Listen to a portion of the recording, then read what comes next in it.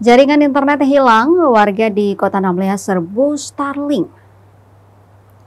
Hilangnya jaringan Telkomsel di ibu kota Kabupaten Buru Namlea membuat warga berbondong-bondong mencari alternatif koneksi internet. Starlink pun jadi solusi. Sebuah toko di Jalan Pendidikan, tepatnya di depan SMA Negeri 2 Namlea, langsung diserbu warga. Pantauan tribunambon.com pukul 3 sore waktu Indonesia Timur, Jumat 15 Agustus 2025, tempat penyewaan Starlink tersebut dipadati warga dari berbagai kalangan. Anak-anak, remaja, hingga orang dewasa. Mereka memanfaatkan jaringan Wi-Fi yang terhubung ke Starlink untuk mengakses internet. Pemilik usaha penyewaan Starlink, Tati, mengungkapkan bahwa toko miliknya buka 24 jam untuk melayani kebutuhan internet warga.